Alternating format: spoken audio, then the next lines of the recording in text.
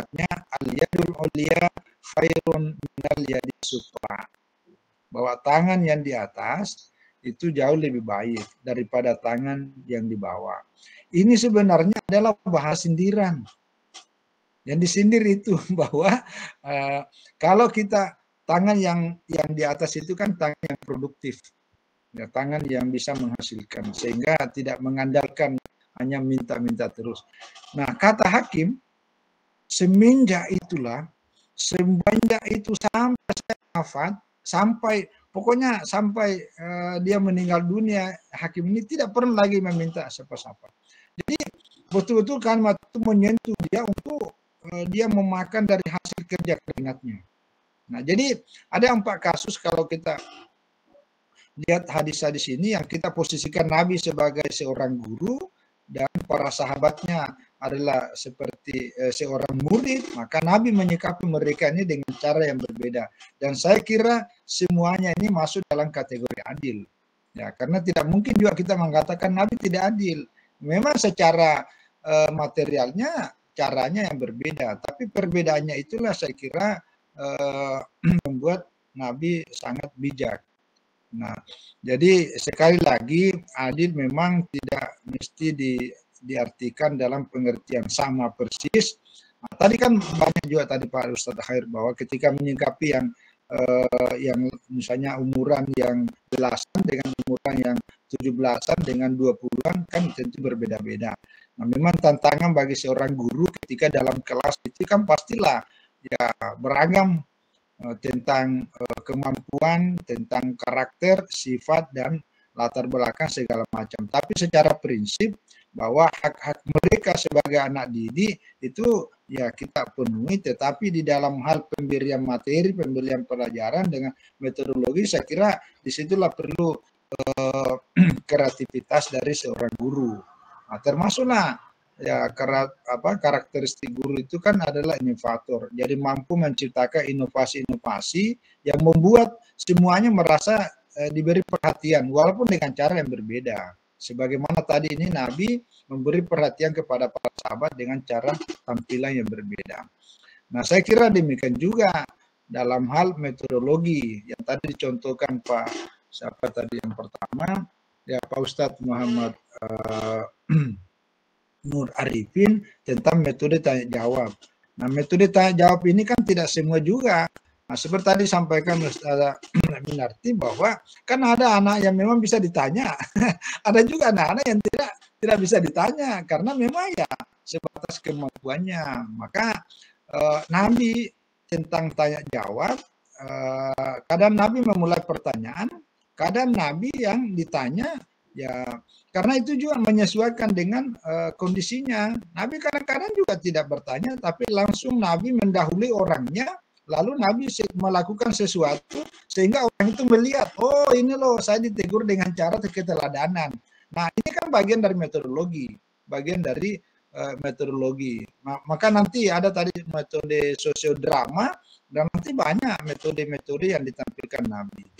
Jadi saya kira itu tanya jawab yang metode di dalam proses pembelajaran juga berkaitan dengan bagaimana seorang guru sangat bijak menempatkan pertanyaan dan jawaban dengan menyesuaikan kondisi, terutama kondisi psikologis yang bersangkutan. Misalnya kalau dalam hadis kasus yang disebutkan tadi itu kan ayul amali afdalu. Itu kasusnya adalah bersumber dari Abdullah ibnu Mas'ud. Nah, apa jawabnya Nabi? Ya, jawab Rasul itu adalah as-salatu ala miqatiha. Nah, lalu kemudian ditanya, summa madza? Nah, di pertanyaan kedua itu Nabi menjawabnya dengan birru al-walidaini. Lalu yang ketiga, nah itu jawaban yang ketiga itu Nabi menempatkan jihad.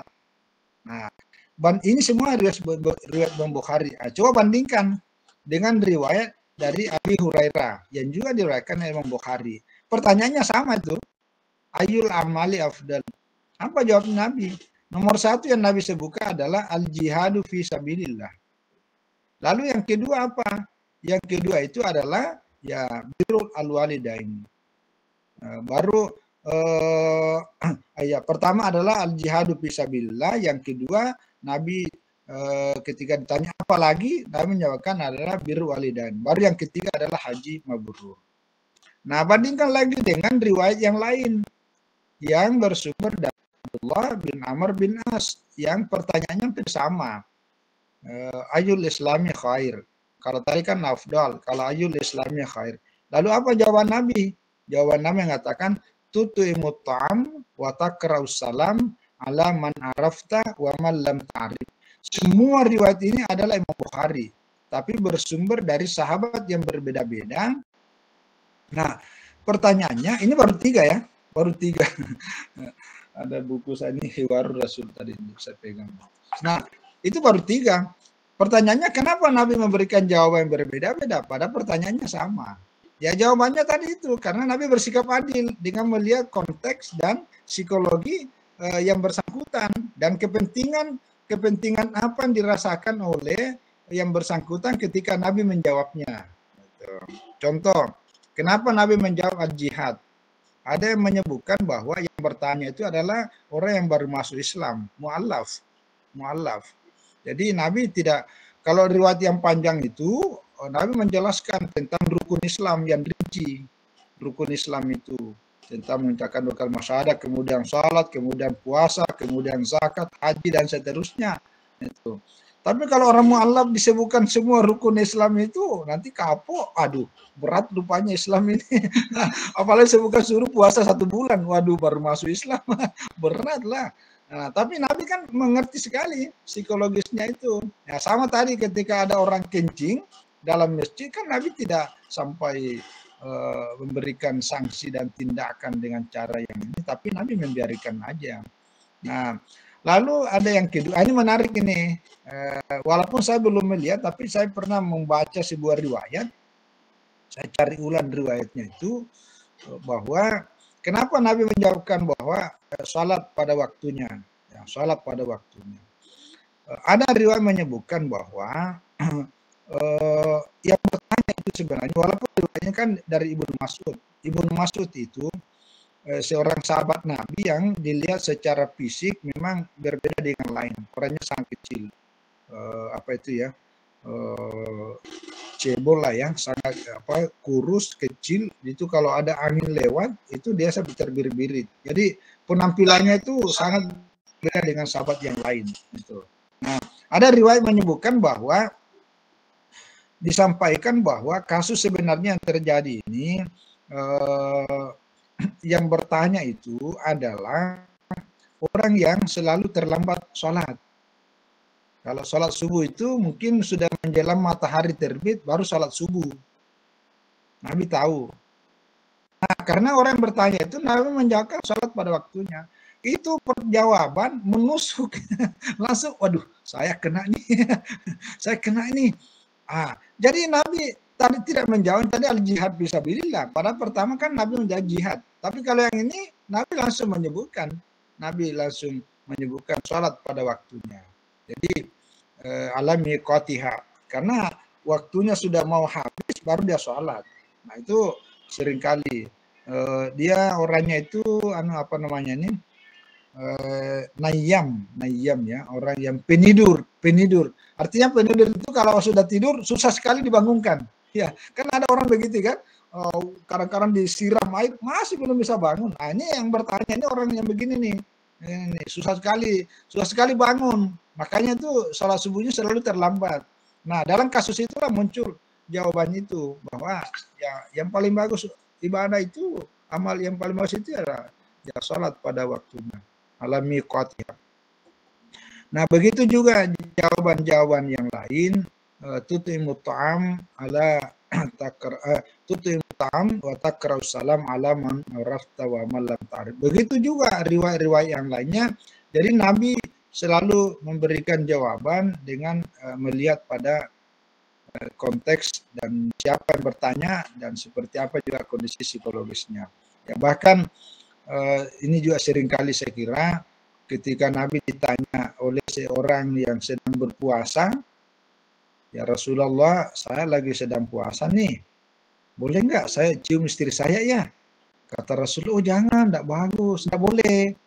Nah, dalam waktu yang tidak terlalu lama, datang juga orang yang tanya dengan jawaban yang sama. Lalu, boleh nggak saya cium istri saya? Padahal saya sedang dalam keadaan berpuasa. Kata Nabi, oh silakan, tidak apa-apa. Nah, ada dalam penjelasan dua hadis itu, kedua orang bertanya ini saling berpandangan. Ya, merasa heran kenapa Nabi memberikan jawaban kepada ente boleh, kepada saya tidak boleh. Nah, rupanya karena yang bertanya tadi yang pertama itu adalah orang yang masih muda. Ya, jadi jangan karena ya Nabi tahu kalau diberi jawaban boleh, nah nanti dia lakukan sesuatu yang kemudian dia tidak mampu mengendalikan dirinya sehingga ibadah puasanya bisa batal. Tapi ketika Nabi ditanya oleh yang kedua, nah yang kedua ini adalah orang yang sudah berusia lanjut, ya sudah tua. Nah, Nabi tahu bahwa yang bersangkutan ini mampu mengendalikan dirinya. Jadi kematangan kematangan anunya itu sudah sangat kuat sehingga Nabi tidak ada kekhawatiran bahwa dia akan bisa batal puasanya dengan mencium istrinya. Artinya ya dia bisa mengendalikan sehingga tidak jebol. Nah, jadi saya kira kasus-kasus seperti ini menjadi pelajaran tentang makna adil secara keseluruhan bagi seorang guru terhadap anak didik. Nah, bagi kita seorang guru baik di dalam memberikan jawaban, memberikan pertanyaan, memberikan tugas, memperlakukan selalu mempertimbangkan pada ya baik aspek psikologisnya, aspek kemampuan keluarganya, sosiologis masyarakat di mana dia tinggal, ada yang jauh tempat rumahnya dari sekolah kita sehingga ada juga yang lebih dekat, ada yang datang dengan pakai mobil, ada yang datang dengan pakai sepeda, ada yang datang dengan sepeda motor. Tentu psikologis mereka ini berbeda-beda. Maka ketika kita memperlakukan mereka dengan memberikan perhatian yang secara umum, ya tidak ada yang kita abaikan, ya dengan perhatian, dengan cara dialog, bahasa yang berbeda-beda, tapi mereka semuanya merasa nyaman. Saya kira itulah adilnya. Ya walaupun hakikat adil, ya kalau bicara hakikat sih ya memang itu hak Allah. Tapi sebagai dalam konteks kemanusiaan, ya dalam batas-batas seperti ini saya kira sudah termasuk. Jadi sekali lagi, memang mengambil simpulan dari satu hadis ya tidak cukup. Ya kalau baca hadisnya yang tadi cuma kasus tadi seorang ibu memberikan korma, lalu dibagi dua, lalu masih ada satu dibagi. Kalau hanya melihat pada satu hadis, ya saya kira belum cukup untuk mengambil kesimpulan. Maka itulah sebabnya sekali lagi pada pertemuan awal saya ada membagikan itu materi tentang metodologi memahami hadis. Salah satunya adalah al-jam'u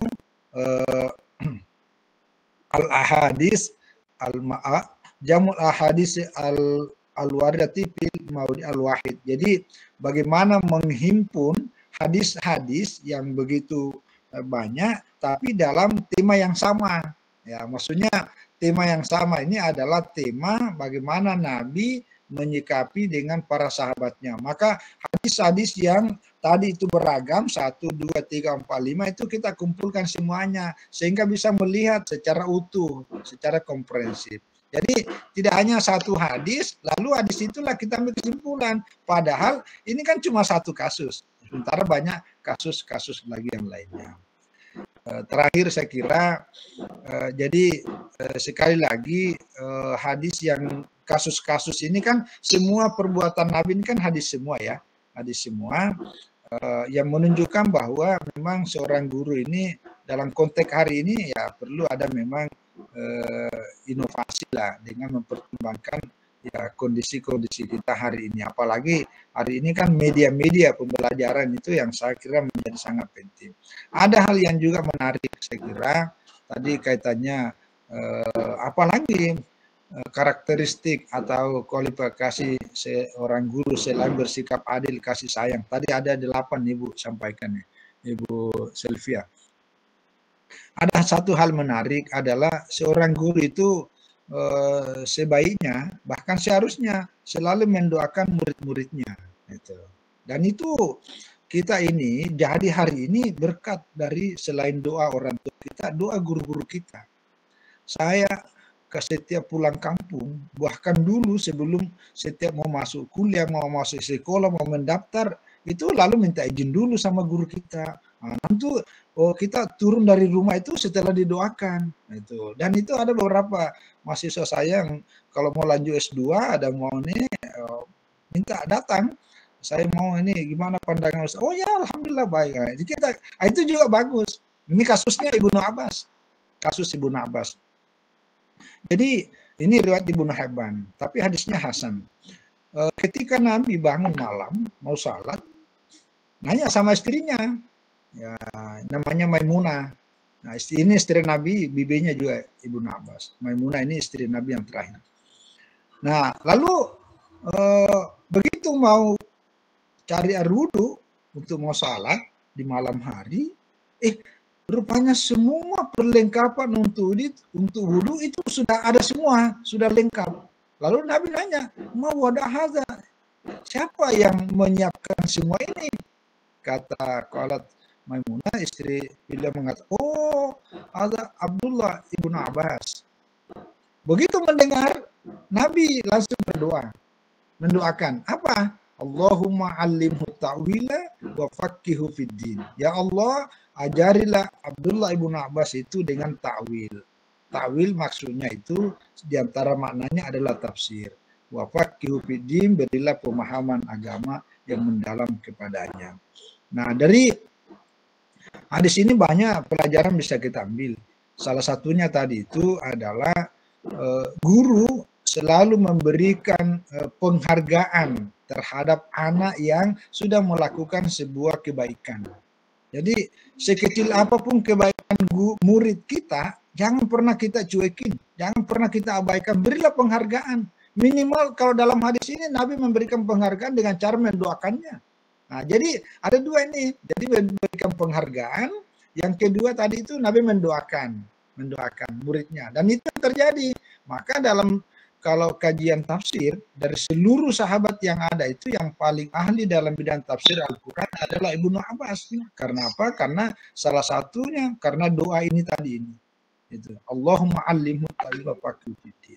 Jadi Nabi itu selalu memberikan penghargaan, dan ya termasuk di antara penghargaan Nabi terhadap murid-muridnya itu adalah doa.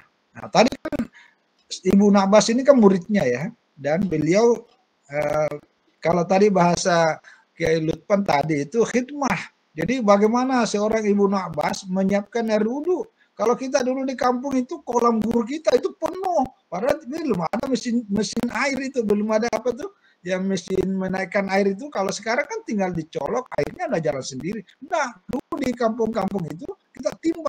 Itu sampai kolamnya penuh. Nah, itu bagian dari situ. Nah, saya kira guru-guru kita dulu juga ikut mendoakan sebagaimana Nabi mendoakan Ibnu Abbas seperti dalam hadis ini. Nah, jadi itu penting juga karena betapa bangganya kita ketika mendengar ada anak murid kita, wah, anak saya, anak didik saya dulu itu udah hebat, sekarang kan kita juga ikut bangga. Kan gitu tuh. Nah, itu penting. Nah, yang kedua kasus Abu Hurairah.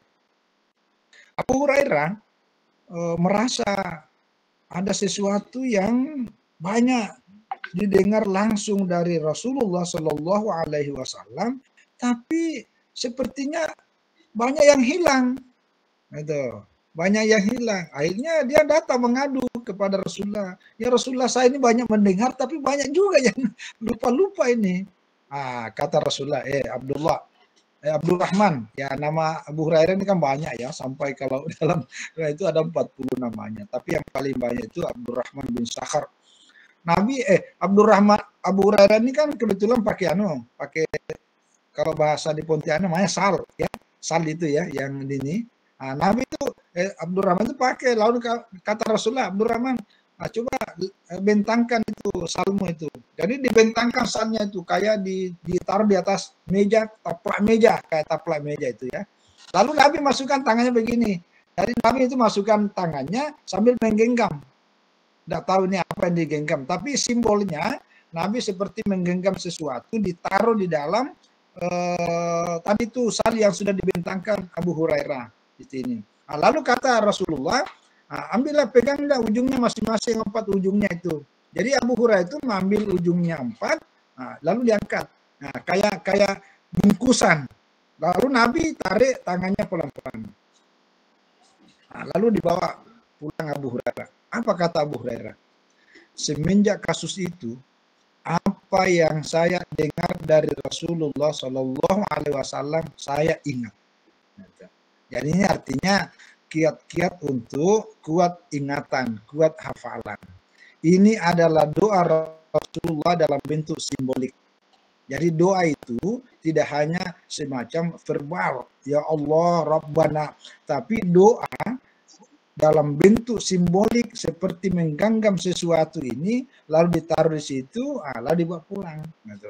Ada sahabat yang ada di samping Abu Hurairah mengatakan, ya Rasulullah, saya juga ya Rasulullah. Apa kata Rasulullah? Oh, Anda sudah didahului Abu Hurairah. Nah, artinya Nabi lagi sini sepertinya ada membedakan. Tapi Nabi tahu kondisi psikis dan kondisi masa depan Abu Hurairah dengan masa depannya Anda di samping itu berbeda, sehingga Nabi ya mungkin ada juga cara Nabi untuk memperlakukan yang bersangkutan. Nah ini bagian dari seorang guru memperlakukan muridnya ketika seorang anak didik kita yang kita lihat prestasinya dan bakatnya jauh lebih hebat daripada yang lain, tidak ada salahnya kita memberikan perhatian khusus. Itu tidak salahnya. Itu karena bagian dari keadilan. Nah, bagian dari keadilan kita lihat anak didik kita ini cuma sekali 2 kali kita ngomong udah paham betul. Wah, itu harus diberi perhatian khusus itu supaya bakat-bakat kemampuannya tidak terpendam oleh kondisi alam. Itu harus diberikan pembinaan khusus.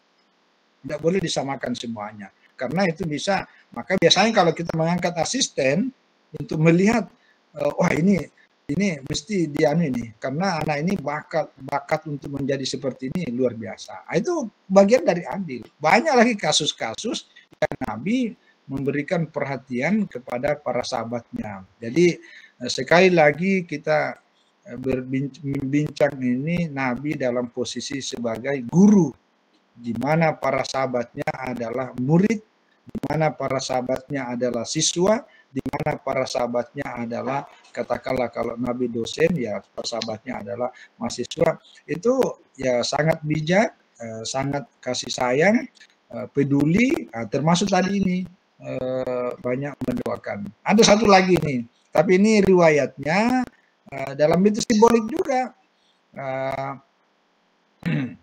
Jadi pernah Nabi itu kan minum air ya, maka kita mineral lah ya, tapi Nabi itu tidak menghabiskan, ada sisa air yang beliau minum lalu diberikan kepada siapa? Diberikan kepada Umar bin Khattab.